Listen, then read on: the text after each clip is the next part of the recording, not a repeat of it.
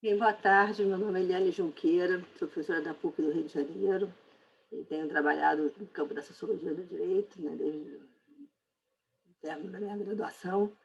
E fui convidada pelo professor Arthur para comentar um dos textos do professor Cláudio Souto nessa homenagem que está sendo feita agora com o professor Cláudio Souto. E o texto que eu escolhi foi Magistratura Brasileira e Ideologia Formalista, né, um texto relativamente curto, né? E eu vou tentar passar para vocês, fazer alguns comentários, explicar algumas ideias do texto. E eu dividi essa apresentação em quatro partes, né? Eu vou começar com uma introdução.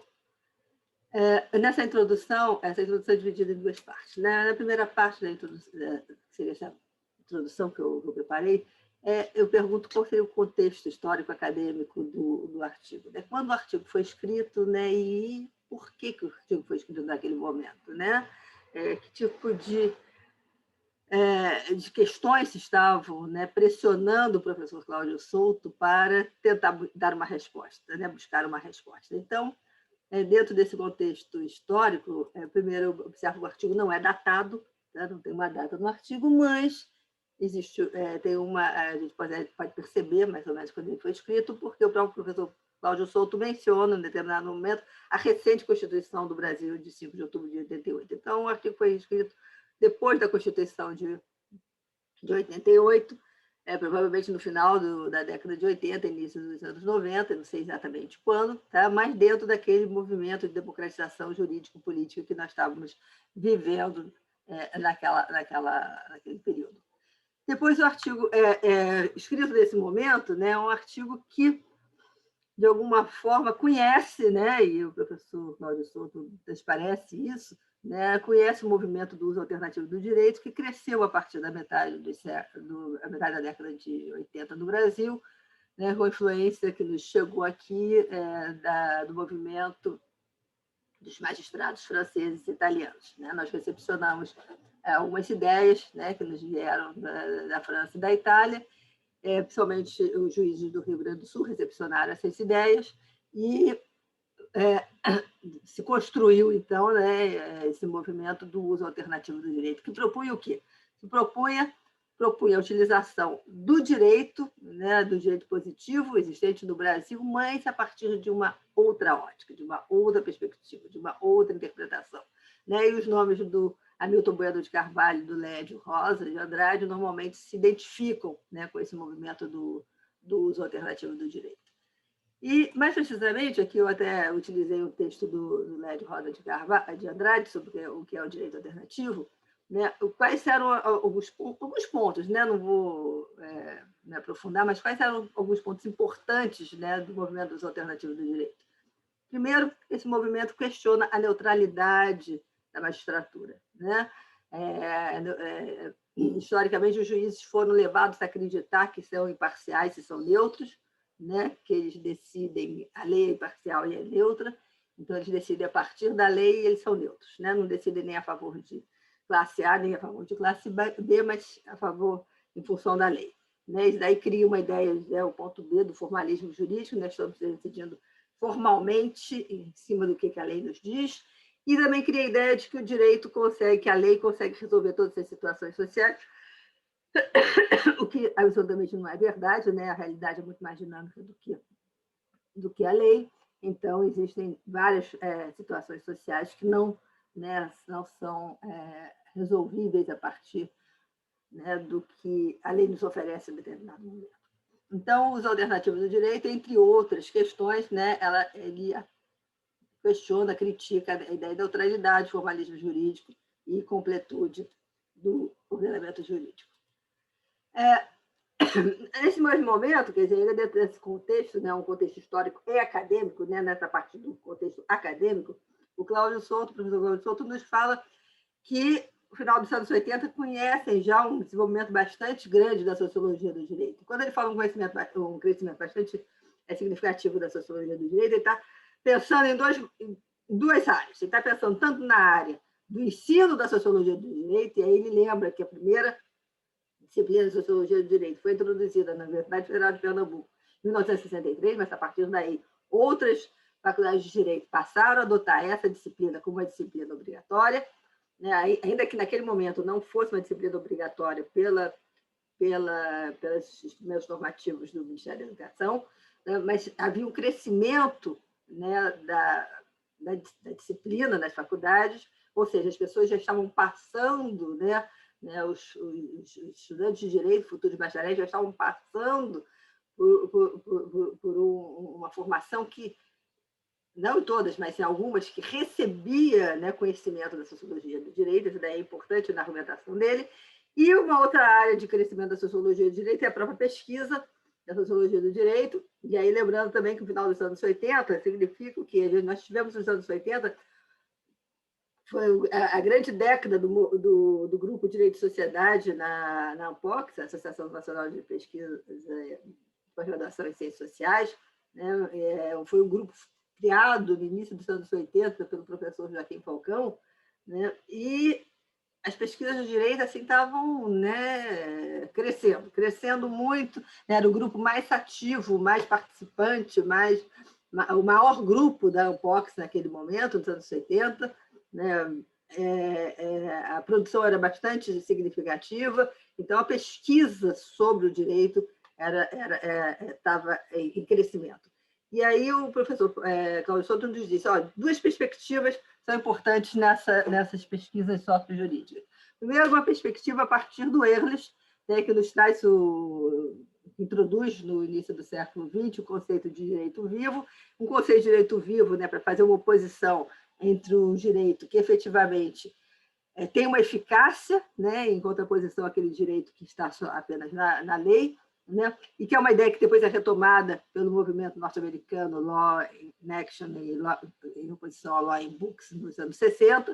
Né? Então, grande parte das pesquisas do Brasil eles trabalham com essa ideia da eficácia, né, do direito, o que seria o direito efetivamente eficaz e o que seria o direito que não tem a menor eficácia social. E uma outra perspectiva dentro dessa sociologia do direito de caráter mais empírico seria a dialética crítica. Né? E essa dialética crítica é uma dialética que nos vem principalmente da teoria crítica do direito, né, que nós recepcionamos a partir do professor Michel Miai, né, professor francês da Universidade de Montpellier. Nós não tivemos tanta intimidade com a teoria crítica norte-americana, apesar de termos um brasileiro da teoria crítica norte-americana, que é o professor Mangueira Unger, mas a influência nos veio mais da França, em função de uma série de questões específicas daquele momento, né? E essa teoria crítica era uma teoria crítica que trabalhava a partir de uma teoria sociológica marxista. Né? Então, também bastante presente na sociologia do direito, nas pesquisas de sociologia do direito que estavam sendo desenvolvidas naquele momento.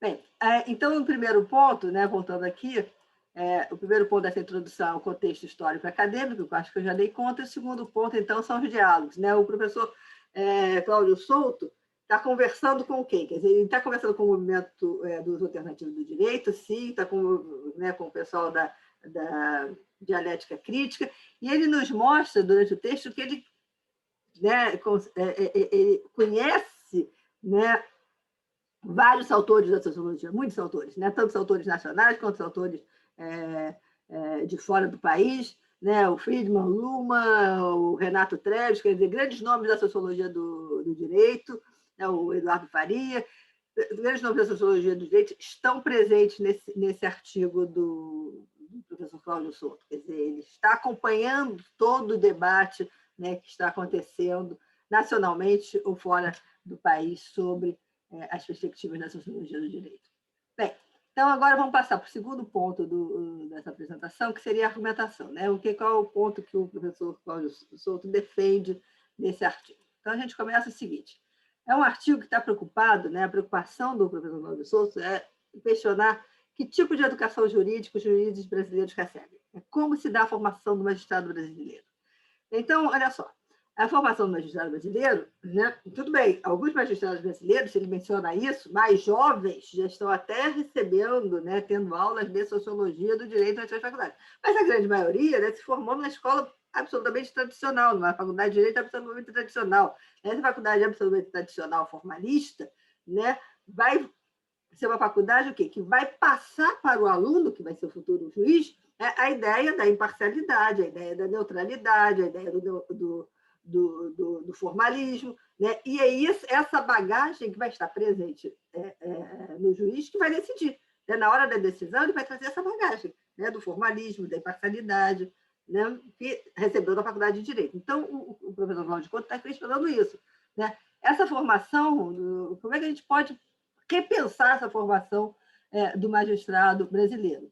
Né? É uma formação que sempre defendeu essa ideia da imparcialidade e nunca percebeu que, na verdade, o juiz vai atuar a partir de uma parcialidade, que ele deu o nome de parcialidade real. Essa parcialidade real é em função do seguinte: as leis beneficiam os detentores do poder econômico, do poder político. Tá? Ou seja, o juiz, na verdade, ele está sempre, né, se pensando enquanto imparcial, mas está sempre decidindo parcialmente e fundamentado numa determinada ideologia, que é a ideologia que está presente no ordenamento jurídico brasileiro. Então, isso daí, o juiz não percebe, né, a alienação, né, que foi feita, como ele foi alienado, né, como ele foi trabalhado, manipulado pelas faculdades de direito, para não perceber as relações sociais efetivas reais de dominação existente no Brasil e de se pensar enquanto imparcial, quando, na verdade, é parcial, se pensar suas decisões como não ideológicas, quando, na verdade, são decisões ideológicas. Bem, então, essa é a crítica. Essa educação, né, jurídica é uma educação que, na verdade, reforça, né, de maneira bastante camuflada, uma determinada ideologia que vai ser utilizada pelo futuro juiz. E aí o professor Cláudio Souto vai nos dizer, mas aí veio a dialética crítica, né? A dialética crítica que, né, fundamentou, de alguma maneira, o movimento do uso alternativo do direito. Só que o que vai acontecer? Ela deu um grande passo. Por quê? Porque ela desmistificou essa imparcialidade, essa neutralidade. Não existe imparcialidade, não existe neutralidade. Mas essa dialética crítica, por outro lado, né, ela passou, né, a defender uma posição que também é uma posição ideológica, né, de acordo com o professor Cláudio Souto. Quer dizer, nós deixamos aquela posição ideológica do direito tradicional formalista e passamos para uma outra posição ideológica, né, esquerdista. Deixamos uma posição ideológica conservadora para uma posição ideológica esquerdista, mas que continua sendo uma posição ideológica. Então, como é que nós podemos fazer? O que o juiz deve fazer? Que tipo de formação ele deve receber para que ele consiga efetivamente abandonar essa ideologia? Tanto uma ideologia conservadora quanto essa nova ideologia esquerdista que foi trazida pela dialética crítica. Então, para o juiz conseguir superar essa ideologia, ele vai ter que usar um conhecimento científico. E aí é o grande ponto do professor Cláudio Souto, ele vai dizer, um juiz moderno, né, um juiz moderno deve utilizar o conhecimento científico. O conhecimento científico moderno está aí à disposição para ser utilizado.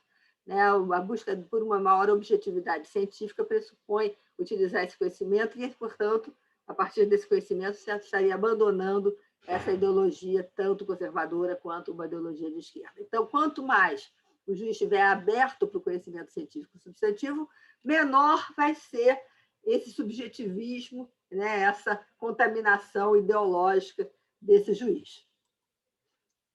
Uma frase do professor Cláudio Souto: o juiz realmente moderno, né, ele está buscando um juiz moderno, ele vai combinar a exatidão formal da lógica interpretativa das leis estatais com uma ampla abertura para o científico substantivo. Então, modernidade significa abertura para o científico substantivo.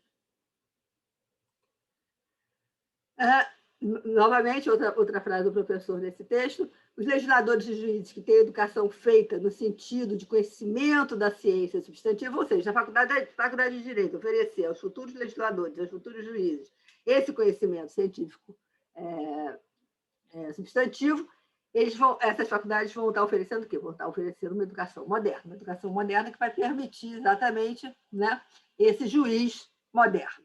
Né? Então, à medida que o juiz utiliza essa ciência substantiva, ele vai, como uma técnica no processo decisório, tá? As decisões deles vão ser decisões menos ideológicas, né? Decisões mais fundamentadas na ciência e menos na ideologia. E aí eu passo para o terceiro item dessa apresentação, que são alguns exemplos que o professor Cláudio Souto traz no texto. Ele traz, na verdade, 7 exemplos para mostrar como que, na verdade, esse conhecimento científico já vem sendo utilizado, né, para decidir contra a lei.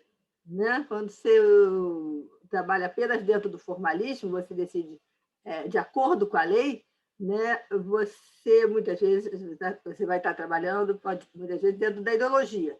Então, às vezes, o conhecimento científico vai te levar até a decidir contra a lei. Ele admite isso. Né? Que você, juiz, pode decidir contra a lei, desde que fundamentado nesse conhecimento.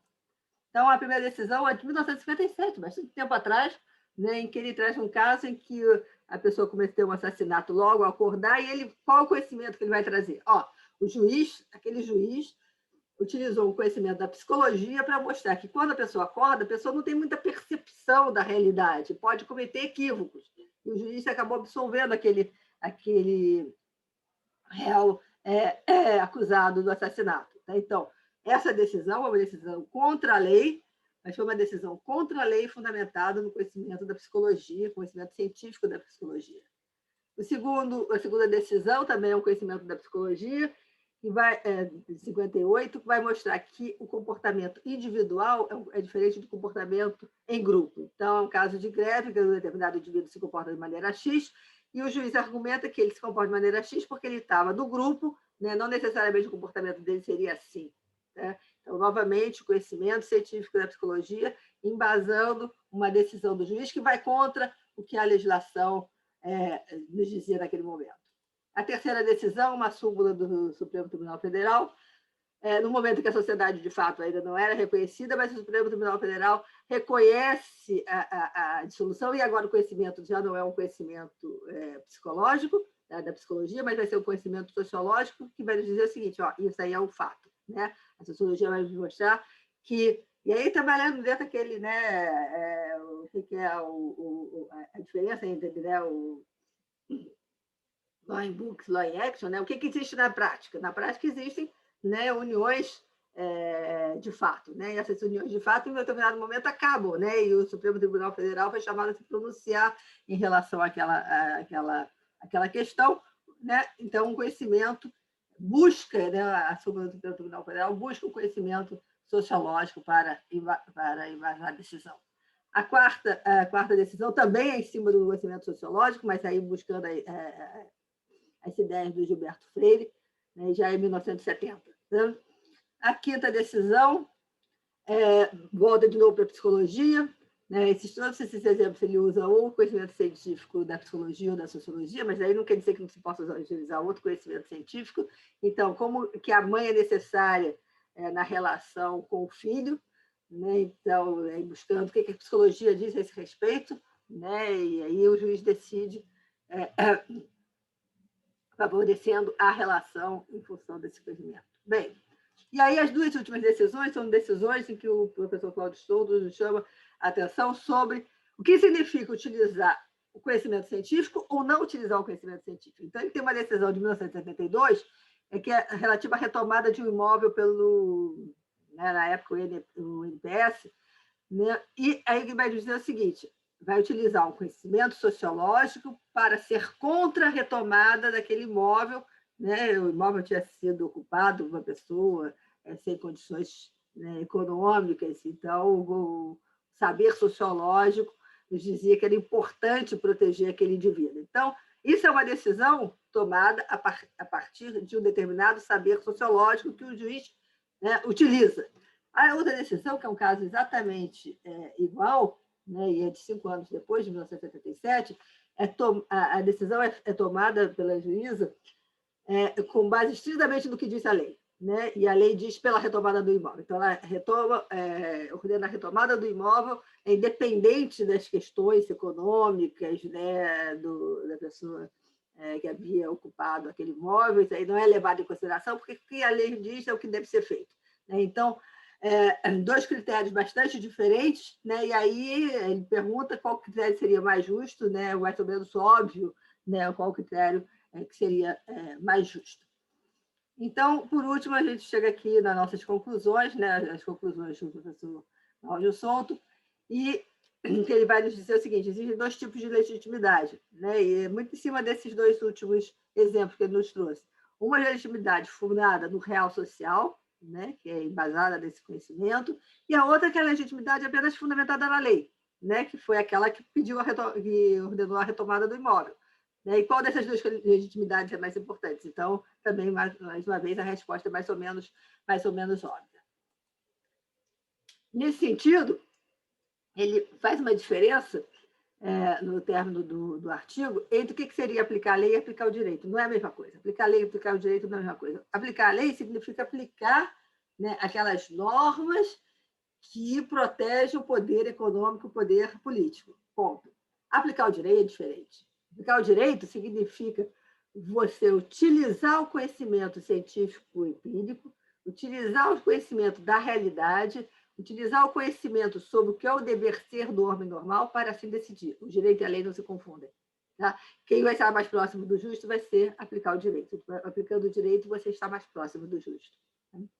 E terminando aqui com uma frase do professor Cláudio Souto, né? A magistratura brasileira já enveredou pelo caminho da sua abertura para ciências substantivos. Né? Já começou, depois de vender de 57, nós já temos decisões, né, no sentido de abertura para ciências substantivas. Isso vai permitir, né, o quê? No finalzinho da frase, a diminuição do condicionamento ideológico conservador ou de esquerda do juiz. Né? E é esse o caminho que ele propõe. Né? Então, a Faculdade de Direito tem que investir nessa formação mais científica do juiz, tem que dar para o juiz os elementos mais científicos que ele vai poder utilizar no momento da sua decisão judicial. Bem, eu fico por aqui, eu acho que consegui passar as ideias principais do professor Cláudio Souto e desejo a todos um dia tranquilo para quem estiver assistindo.